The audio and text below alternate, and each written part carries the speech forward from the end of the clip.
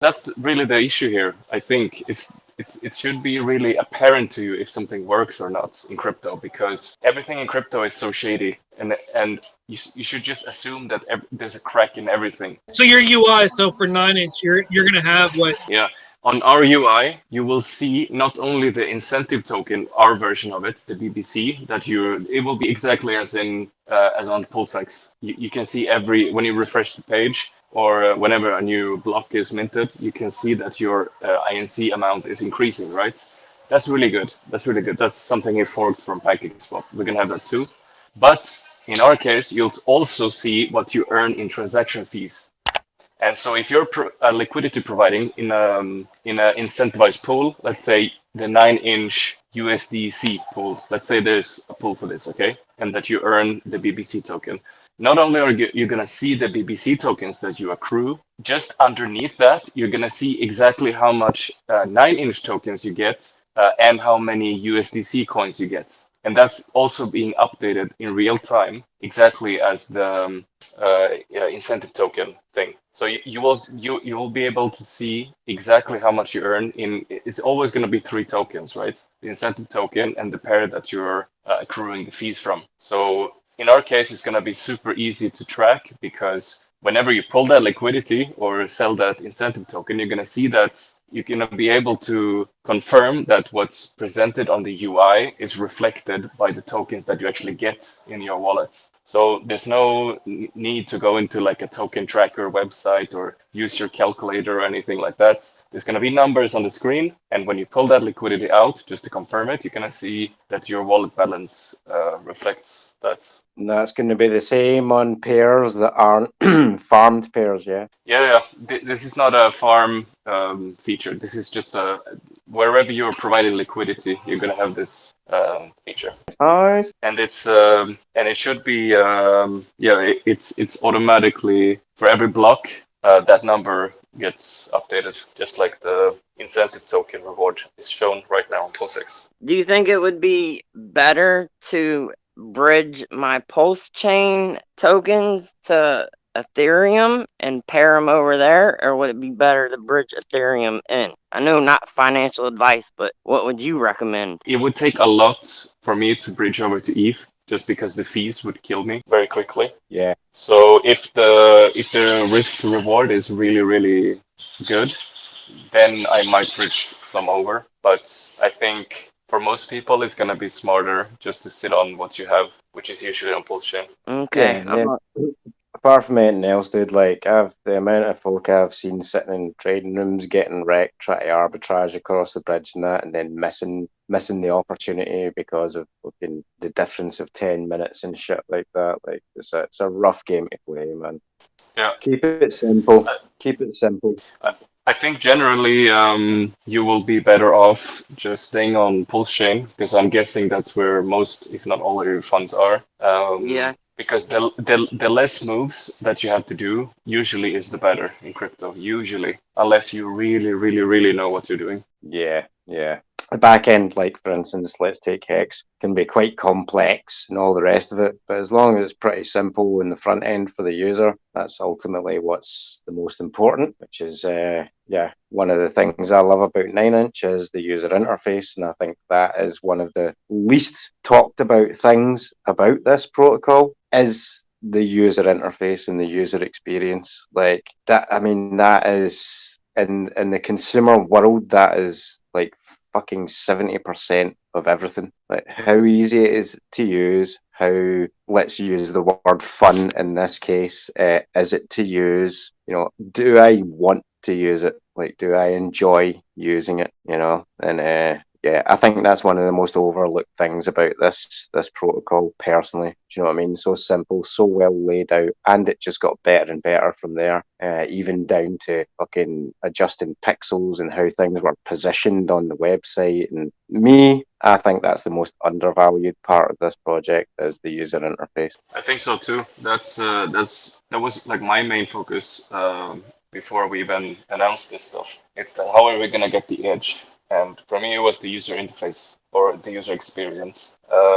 Yes. Just like small stuff. Like somebody, I don't remember who it was, but somebody said like, why is the liquidity tab like if you go to PulseX and you want to provide liquidity, you first have to go somewhere, and then you will get to add liquidity stuff. Maybe you have to go to like So he said like just put it on the earn tab directly, because okay, if I want to earn, I hover the earn, and then you don't see just the pools and farms, but you see the liquidity tab is right there.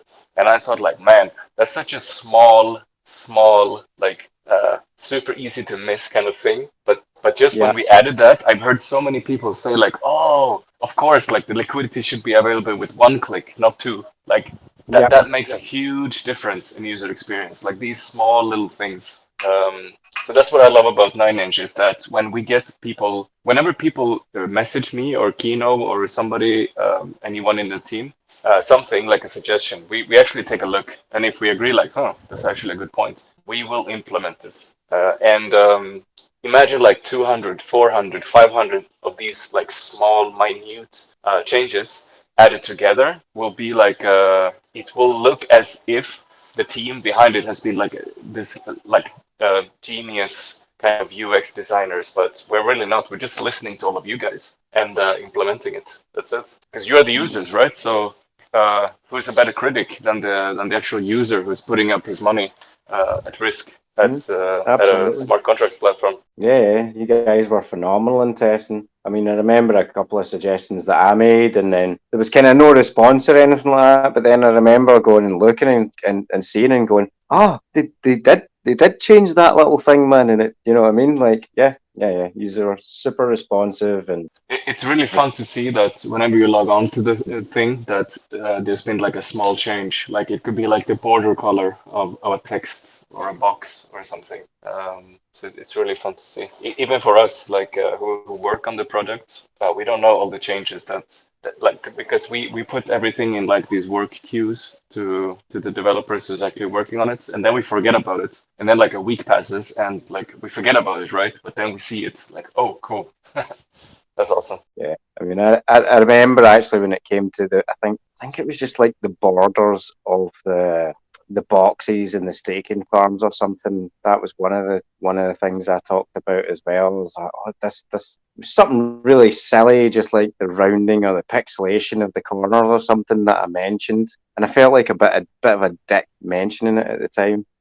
But yeah, it got fucking adjusted. It got made better. It was, yeah, can't ask for more from a team. Hey, do you guys have any plans to try to reach out to like Pepe people, do some Pepe marketing? Because I know that they got a big following. Oh, something tells me Pepe's gonna come to us, brother. They got their farm rug pulled on sex. I'm pretty sure that they're going to be coming to us. Yeah, they got behind you guys. You're supposed to cover your impermanent loss plus provide a passive revenue source for you. So if you do it right, you should be in profit while you do this, because you're putting up your capital as a service. So when you provide a service, you expect to be paid for that, not to be like filled or compensated, but also you should be able to earn off of that. So what Sami just revealed with okay, so this is for those of you who don't know, in PulseX you have a choice to make. Either you liquidity you provide liquidity on V2, which you won't be able to earn the incentive token because that's only on V1, but you will allegedly be entitled to your fair share of the trading volume that goes in that pair that you're providing for. Whereas in the V1, you will forfeit 100% of your trading fee revenue that you should actually be getting. But there was like a bug or something was overlooked in the code, but instead you will be able to participate in farms and you earn the incentive token, but no fees. But what Sami just revealed is, I haven't even gone over the numbers, but if you chose the first option where you're in the V2 and you don't participate in the farms, but you provide liquidity for a select pair, let's say Pulse Pepe and Rep Pulse, you thought that you were getting a decent chunk or like a fair chunk of the revenue that basically whenever a trade is made, a part of that trade goes to liquidity providers. I think it's 0.22% of each trade, something like that. Yes. Yeah. Yes. And so if you have 10% of that liquidity pool, you should be earning 10% of all those trading fees that gets accrued on that pair. And not even that was true. So imagine how far ahead you get with 9inch, where not only you earn 100% of what you should earn on the trading fees, you also earn the BBC rewards on the pool that you're in. I think, hang on, so I think it was a little different. I think there was a problem, but the issue, I think, is just one of display where the 7-day rate that it shows you on the thing. So if you only look at it, you read the figure and you think you're getting a greater rate, but that was showing about 10% higher than what you're actually getting if you worked it out on like a daily basis or whatever. So if you're an experienced liquidity provider and you know what to do and what you're expecting, then it should have been pretty obvious and whatever. And it was flagged up about a week ago to devs as an issue that this, hey, look, this the number here is wrong. So I think everyone was getting the fees they should have got. It just wasn't as high as what they were, as what you'd believe if you just looked at the 7-day figure on the PulseX on that screen. But yeah, again, I haven't done the math, and I'm not exactly sure on the depth of the detail, but I think it's more like that than actual. God, they're not even getting the thing. It's not like, let's assume, what's Hannon's razor? Never attribute to malice what can adequately be explained by fiber devs. Or how you put it. I like that. But you know, that's actually like even more interesting then, because that shows that 99.99999% of people, they trust what the UI is telling them. So for better or worse, maybe that's not a good habit to be in, but that just shows that that's the reality of the situation. So 100%. So 100%. what you get fed as it's kind of like on TV, you know, you can't just go on TV and advertise bullshit. You have to go through certain like regulations or whatever, because you all know that like what people watch on the TV screen, they just believe or they just get imprinted in their head. So there is a huge responsibility there, and so I mean, yeah, maybe it's just a UI thing, but I don't think it's a just UI thing. Because if everybody's relying on the UI, it's so important that to get that shit right. Absolutely, yeah. No, you're like your clock on that it's right. It's let's keep it managed. But yeah, no, you're absolutely right, and I'm glad that we're doing proper full audits properly and taking the time to get it right, and this is all good for us and our new LPs to come. Yeah, listen, I'm sure it'll all work out in the end. It's just, it is what it is just now. And listen, I'm not an RH maxi, but I'm sure this shit ain't fucking easy when you're dealing with so many variables all at the same time and try to figure things out and all the rest of it. So I'm willing to give him a fucking somewhat of a pass, but then I'm not losing millions of fucking dollars possibly. So I'm not in that with boat. you. I'm with you, and I always have to say this afterwards because I easily go on a rant, but like everybody should know, like I'm deeply invested in all of Richard's products. Like I've been following since like 2015 or something when he was on the Crypto News Network with Tone Vase. But so I think maybe that's why I'm critical, because like you expect a certain level, and whenever that's not met, that's when you get like vocal about it. But in the end, I think we're all on the same team. Like whether you're on 9inch, PulseX, Hex, whatever. There's always gonna like when a community becomes big, there's always gonna be splinters and factions. But in the end, we are on the same team. So I'm not like fighting or anything like that. But like Lod says, when you have like a discrepancy of expectations and actuality, that's like opportunity. So I agree that is kind of like the 9inch opportunity there in the middle. Yeah, and I don't think he's adverse to that either. I mean, when you listen to the guy, he always talked about it's fucking down to you guys to build shit on top of it. You know, I said this at the start of 9-inch when people were fudding and talking about, oh, it's competition, it's competition. I'm like, if you've never listened to what the guy said, you're literally on record saying, you guys fucking build this shit on top of it. Like, you guys build this shit on top of it. Do you know what I mean? And you know, we are. So, you know. And I mean, look, we have no idea what's gonna happen with 9-inch. If it's gonna be like we just don't know, right? We are taking the road that we think gives us the best odds of being like the superior experience of Pulsechain. That's it. And I think if we stack the odds in our favor, I think we're gonna do really, really well. And but nobody knows what's gonna happen. Nobody knows what's gonna outperform. Nobody knows when there's gonna be an LP bug, like in PulseX or whatever. Nobody knows this stuff. All you can do is you can make all the moves necessary to stack the odds in your favor, and most importantly, have fun along the way. That's it. Yeah, it's all gonna be good, man. We've got a fucking, if nothing else, like, I mean, for me, my user experience, we'll put it that way, with Pulsechain and PulseX, it hasn't been bad. You know, it's been, I've not really had any issues per se. Again, I'm not like a big LP provider, and I dip in and out of farms. I play them the way that works for me. I've got a little bit that I put, like, literally about fucking in total about $100 worth into a V2 pool just to see what was going to happen, and I'm going to gauge those metrics for myself outside of anyone else's, what they say or anything else. I've taken screenshots and everything of when I put it in, then I'm going to do the same in a couple of weeks when I pull it out, and then I'm going to do I'm not going to do the calculations. I'm going to get my missus to do the calculations because she's actually good with numbers. But yeah, I'm going to see how it works out for myself. You know, for me, I'll believe what I see when I see the results for myself. It's like you were saying, K9. So many people just depend on what, like, the UI tells them or whatever, and for me, that's a mistake. Like, do your own calculations.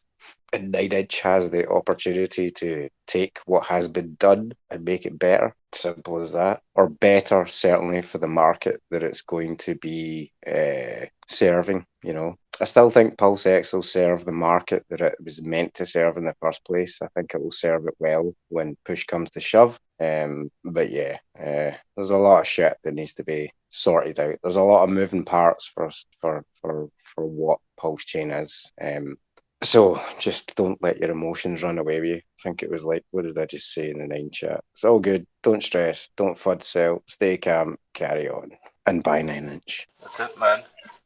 There was somebody in chat a couple of days ago who said it really well. That kind of like just what you said. That the fact that Richard is stepping back and saying like, well, if you complain about my shit, go ahead and build something better. It's like, all right, isn't that exactly the incentive that we all want? Exactly. I mean, imagine if Richard was streaming every other day, talking about his products and how you should, like back in the days when if you talked about anything other than Hex, you were like an infidel and you were outcast, shunned by the community. Imagine if that was Pulsechain. There would be no 9-inch, there would be no Mintra, there would be no nothing, basically. Exactly. Because his space would be overshadowing everything else. But now he's kind of like willingly letting people take his limelight in a way, even though like it's very out of character for him to do it, but it is kind of like that. So instead of, it's easy to complain about PulseX and complain about like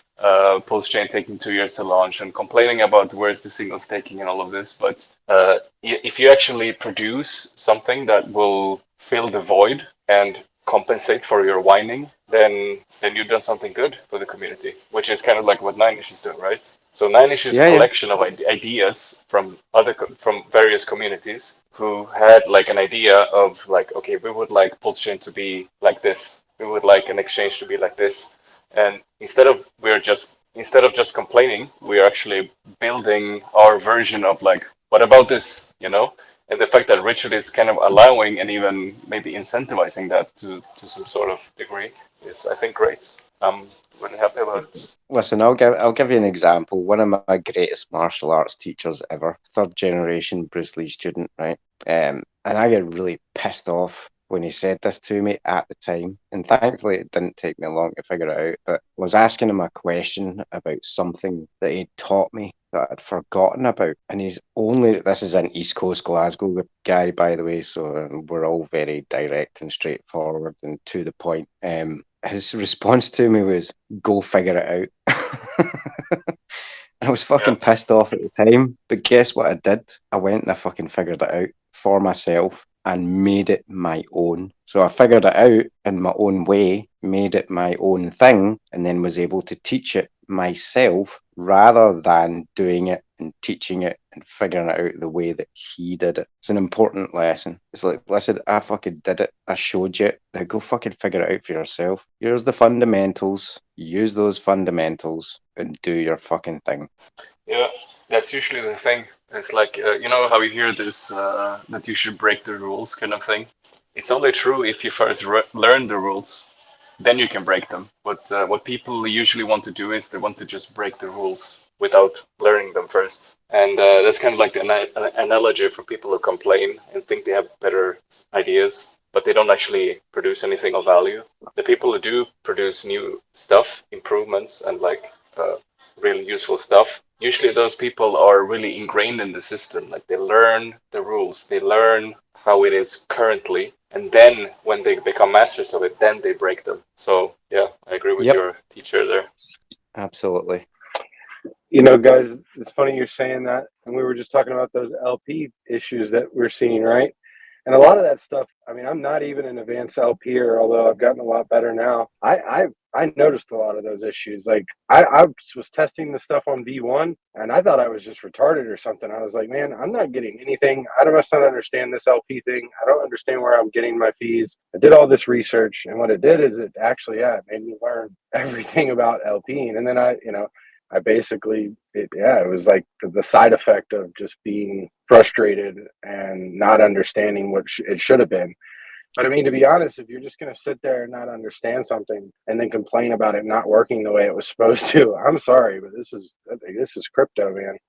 Like nothing's guaranteed, nothing. So. Yeah, and also crypto is not only is nothing guaranteed. Crypto is, I think, the most competitive sector in the world. There is no other sector in the world where that is more competitive than crypto, I don't think, because everything moves so quickly, and every vacuum that is like everywhere there is a profit to be made, or like territory to be gained, or however you want to see it, is going to be claimed instantly like that. So the fact that we have stuff like this happening, instead of complaining about it, like people should be salivating and seeing like, oh shit, I can really make a difference here. And I really love that aspect about crypto, that there's always a power vacuum. There's always a profit vacuum, maybe a better word. There's always a profit vacuum to be made. And in the end, it's the market that's going to decide who the winner is. And it's really engaging, really, really fun. Things like AI are only accelerating that process too.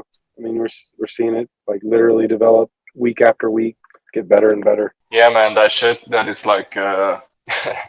if there's one thing we didn't need in the crypto industry, it's more stress of inventions and technology.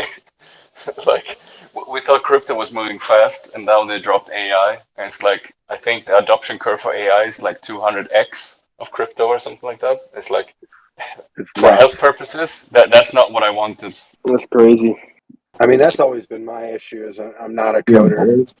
I've wanted to be, but I'm not. And got great ideas. I got one that I want to lay on top of 9-inch. No puns intended, but or pun intended. Shit, I don't care.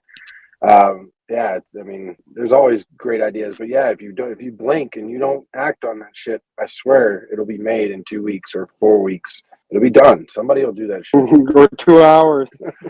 Yeah. Don't tell how nobody simple. because that shit will be done. Yeah. Jim, boys, I missed all this drama. What is this with the V2 fees? What's going on there? Go to bed, Kino. It's like I blink for a second and something else is broken on PulseX.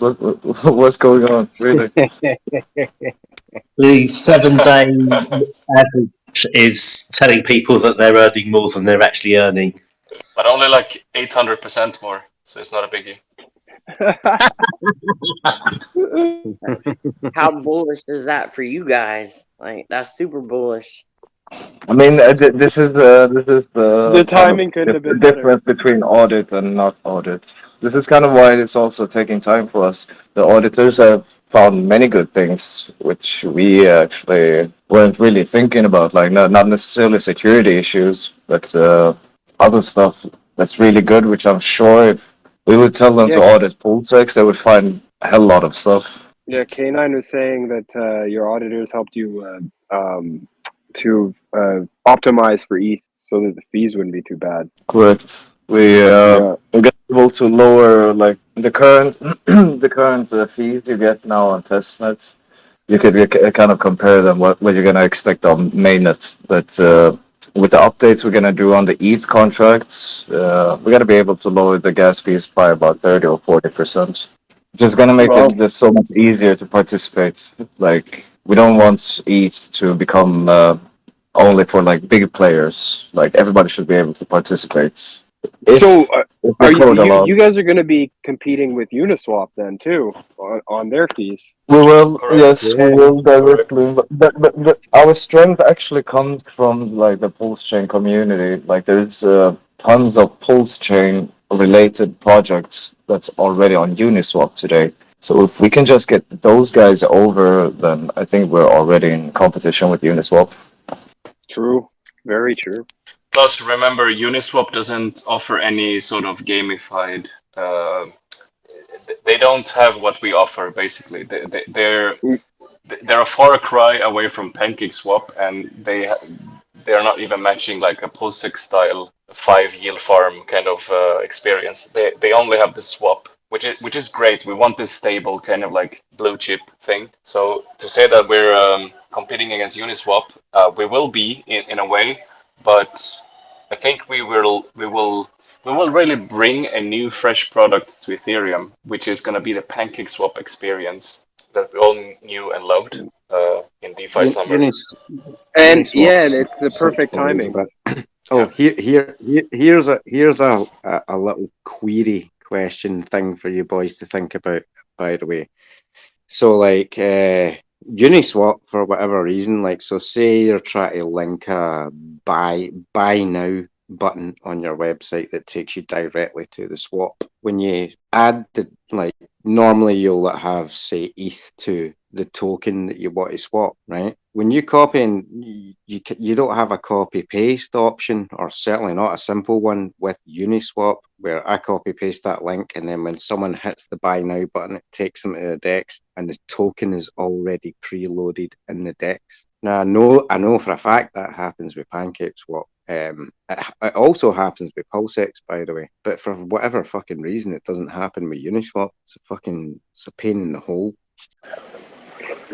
No, I love that you guys are taking the time to do the audit. As much as I want the damn thing to launch, like that's what I want. But I know that the right thing is that audit. So it's great to hear that you guys are finding things and you're making improvements, because that's honestly what I would hope for the wait, right? So that's awesome. Good update.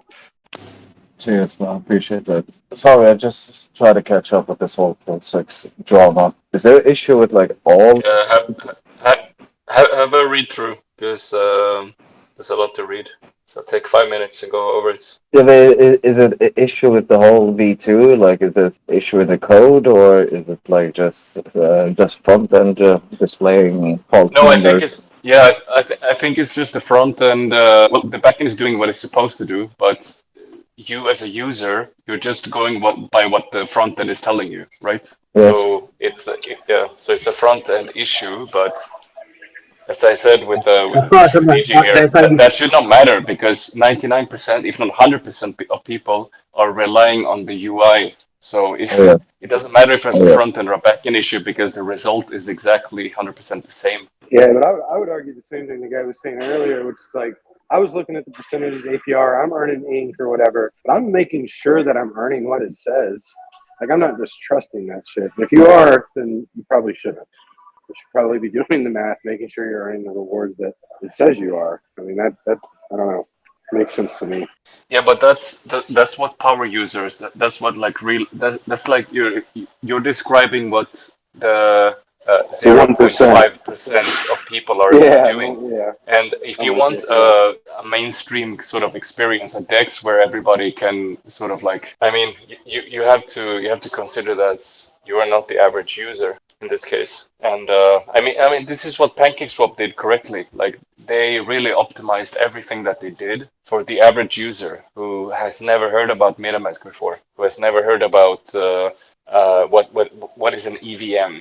It's like some people, actually a lot of people on PancakeSwap, they never even used Ethereum before. They were onboarded straight to BNB, to BSC, and PancakeSwap was the first and only DEX that they used. And the reason why they were so successful in doing this is that they made the user experience so easy and frictionless as possible, so that nothing was left out. There was no like aspect of the usage of BSC or I mean PancakeSwap that required you to be like overly technical or to be able to like really check that all the numbers that's displayed is being correct and all of this stuff. It just worked, and I think that's honestly the standard that we have to strive for here. I appreciate it, but I would also say, like, what percentage of the world is providing liquidity or should be? I love that you guys are going to make it right and get it right. That's right. It should be right. People should not have to rely on it. But as soon as I clicked 1 year and the calculation was like $52 billion, I knew I wasn't going to make $52 billion on that exchange with the amount of money I had. But so I guess, that's a fair shake, though. I think you're right. And I'd much rather have the UI tell me the right stuff and be correct than me have to guess and figure it out and constantly be like checking my shit. But no, you're not wrong. I mean, it would be great if the average user could provide liquidity and trust the platform in which it's doing it. Oh yeah. 100%. What we're planning on doing with that 9-inch is we are going to pair it with Mooner on 9-inch, so that there's immediately going to be a pair. And then on the east side, we'll do some farming, and maybe we'll take the BBC from the farm and either add Mooner LPs to BBC, or maybe just buy up the chart and burn it or something like that. But it's interesting that we're able to create a little bit of value to put into our ecosystem just by sharing the link to this project, which is really, I think, going to change a lot of lives. I mean, I've dealt with liquidity farms before, but I've never been this early for something this promising. And like, yeah, I don't see any way that this project is not going to perform extremely well and make all believers quite a bit of money. Very promising, actually. I mean, I was really surprised first when I just started with a testnet. The testnet was just mind-blowing. I'm just really excited to transfer over some of the LPs that I'm holding, so that 9-inch has XR LPs and XR starts trading over there, and I'm contributing to improving mine and everyone else's 9-inch investment, as well as BBC investments through the extra volume.